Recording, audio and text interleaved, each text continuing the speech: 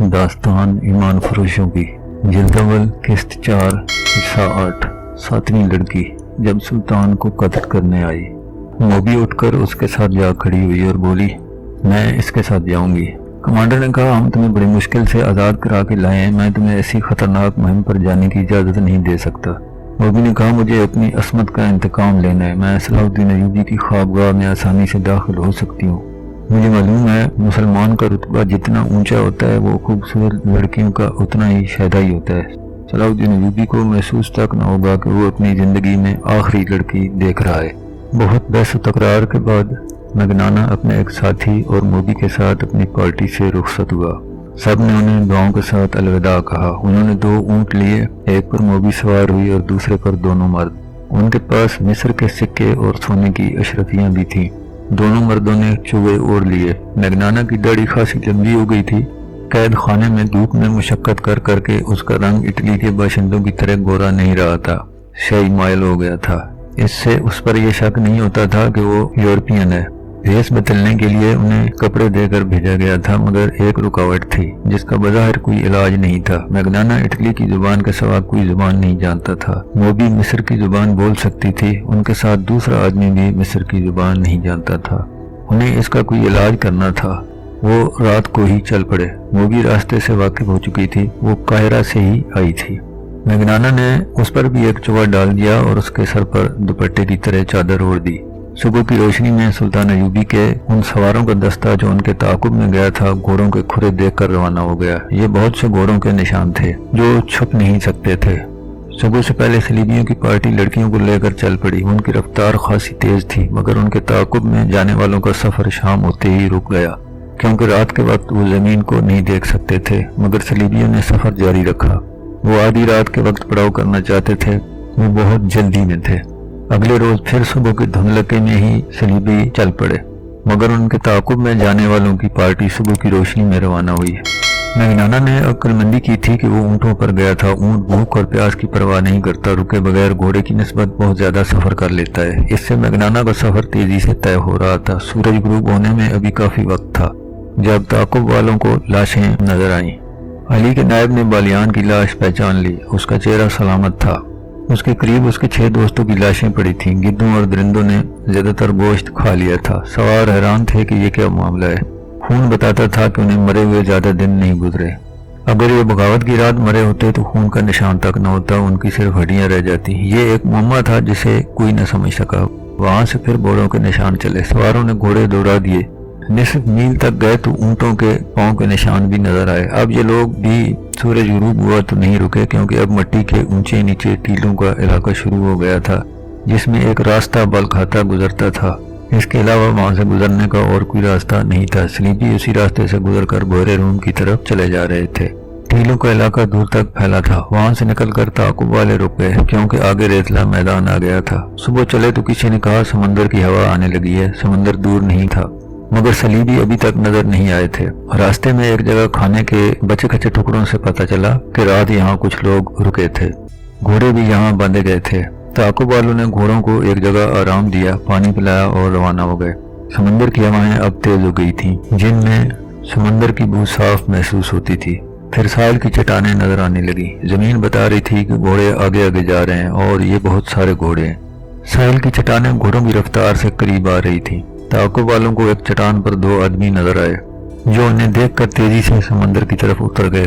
घोड़े और तेज हो गए। चट्टानों के करीब घोड़े रोकने पड़े। एक आदमी को आगे देखने भेजा गया। उसने चट्टान पर चढ़कर लेटकर दूसरी तरफ देखा और वहीं से सवारों को इशारा किया कि पैदल आओ। सवार पैदल दौड़ते चट्टान तक गए। सबसे पहले अली का नायब ऊपर गया। वो आगे देखकर फौरन नीचे उतरा। उसने अपने दस्ते को मुख्तलिफ जगहों पर बखेर दिया। दूसरी तरफ से घोड़ों के हिनहिनाने की आवाजें आ रही थीं। ये वही जगह थी जहां चट्टानों को काट कर समंदर चट्टानों के अंदर तक आ गया था, और वहीं पर ही सलीबियों ने किश्ती बांध रखी थी। वो घोड़ों से उतरकर किश्ती में सवार हो रहे थे। किश्ती बहुत बड़ी थी। लड़कियां किश्ती में सवार हो चुकी थीं। घोड़े छोड़ दिए गए थे। अचानक उन पर तीर बरसने लगे। सबको हलाक करना मकसूद नहीं था, उन्हें जिंदा पकड़ना था। बहुत से किश्ती में कूद गए और चप्पू मारने लगे। जो रह गए तीरों का निशाना बन गए।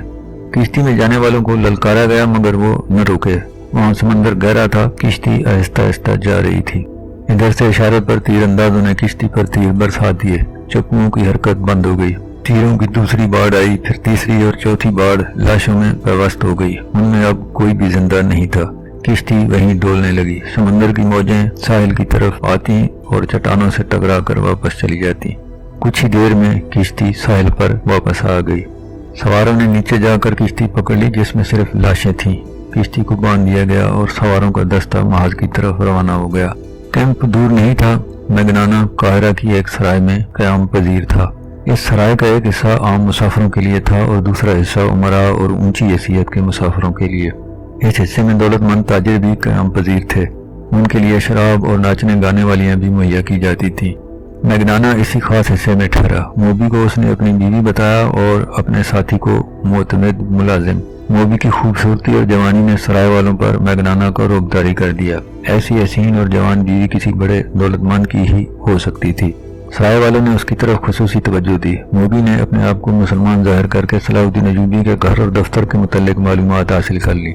ये भी मालूम कर लिया कि सुल्तान अयूबी ने सुडानियों को मुआफ़ी दे दी है और सुडानी फौज तोड़ दी है। ये भी कि सुडानी सलारों और कमांडारों वगैरह के हरम खाली कर दिए गए हैं और उन्हें ज़रूरी ज़मीनें दी जा रही हैं। ये मैग्नाना की गैर मामूली दिलेरी थी या गैर मामूली हमाकत कि वो इस मुल्क की जुबान तक नहीं जानता था, फिर भी इतने खतरनाक मिशन पर आ गया।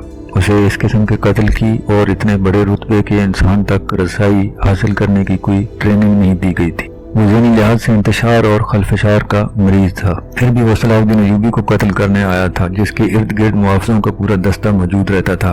उसके अपने कमांडर ने उसे कहा था कि तुम पागल हो, तुमने जितनी बातें की हैं इनमें ज़रा सी भी अक्ल की बू नहीं आती।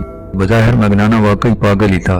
ये एक तारीखी हकीकत है कि बड़े आदमियों को कत्ल करने वाले अमूमन पागल होते हैं। अगर पागल नहीं तो उनके ज़हनी तवातुन में कुछ न कुछ गड़बड़ ज़रूर होती है। यही कैफियत इटली के इस सज़ा याफ्ता आदमी की थी। इसके पास एक हथियार ऐसा था जो ढाल का काम भी दे सकता था। ये थी मोबी।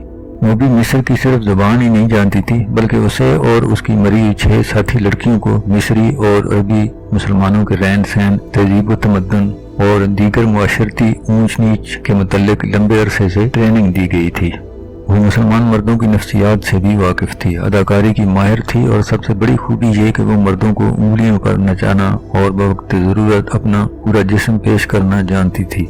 ये तो कोई भी नहीं बता सकता कि बंद कमरे में मैग्नाना, मोबी और उनके साथी ने क्या क्या बातें की और क्या मंसूबा बनाया। अलबत्ता पुरानी तहरीरों से ये सबूत मिलता है कि 3-4 रोज सराय में क़याम के बाद मैग्नाना बाहर निकला तो उसकी दाढ़ी धुली धुलाई थी। उसके चेहरे का रंग सुडानियों की तरह गहरा बादामी था जो मसनूई हो सकता था मगर मसनूई लगता नहीं था। उसने मामूली किस्म का चुआ और सर पर मामूली किस्म का रुमाल और अमामा बांध रखा था। वो भी सर से पांव तक स्याह बुरका नुमा लिबादे में थी और उसके चेहरे पर बारीक नकाब इस तरह पड़ा था कि होंठ और ठोड़ी ढकी हुई थी। पेशानी तक चेहरा नंगा था। पेशानी पर उसके भूरे रेशमी बाल पड़े हुए थे और उसका हुस्न ऐसा निखरा हुआ था कि राह जाते लोग रुक कर देखते थे।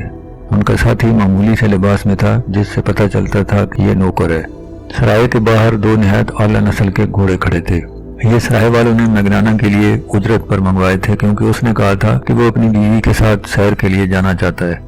मैग्नाना और मोबी घोड़ों पर सवार हो गए और उनका साथी नौकरों की तरह पीछे पीछे चल पड़ा। सलाहुद्दीन अयूबी अपने नायबीन को सामने बिठाए सुडानियों के मुतल्लिक अहकामात दे रहा था।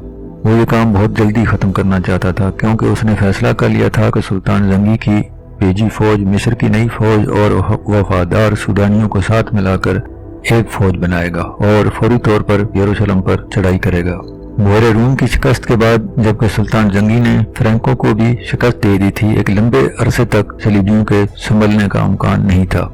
उनके संभलने से पहले ही सुल्तान अयूबी उनसे यरूशलेम छीन लेने का मंसूबा बना चुका था। इससे पहले वो सुडानियों को जमीनों पर आबाद कर देना चाहता था ताकि खेती बाड़ी में उलझ जाएं और उनकी बगावत का इम्कान न रहे। नई फौज की तंजीम नौ और हजारों सुडानियों को जमीनों पर आबाद करने का काम आसान नहीं था। इन दोनों कामों में खतरा ये था कि सुल्तान अयूबी की फौज और अपनी इंतजामिया में ऐसे आला अफसर मौजूद थे जो उसे मिस्र की इमारत के सरबराह की हैसियत से नहीं देख सकते थे। सुडानियों की फौज को तोड़कर भी सुल्तान अयूबी ने अपने खिलाफ खतरा पैदा कर लिया था। इस फौज के चंद एक आला हुकाम जिंदा थे। उन्होंने सुल्तान अयूबी की इताअत कबूल कर ली थी मगर अली की इंटेलिजेंस बता रही थी कि बगावत की राख में अभी कुछ चिंगारियां बाकी हैं। इंटेलिजेंस की रिपोर्ट ये भी थी कि इन बागी सरबराहों को अपनी शिकस्त का इतना अफसोस नहीं जितना सलीबियों की शिकस्त का गम है। क्योंकि वो बगावत दब जाने के बाद भी सलीबियों से मदद लेना चाहते थे और मिस्र की इंतजामिया और फौज के 2-3 आला हुकाम को सूडानियों की शिकस्त का इसलिए अफसोस था कि वो आस लगाए बैठे थे कि सुल्तान सलाहुद्दीन अय्यूबी मारा जाएगा या भाग जाएगा तो उनकी चांदी हो जाएगी।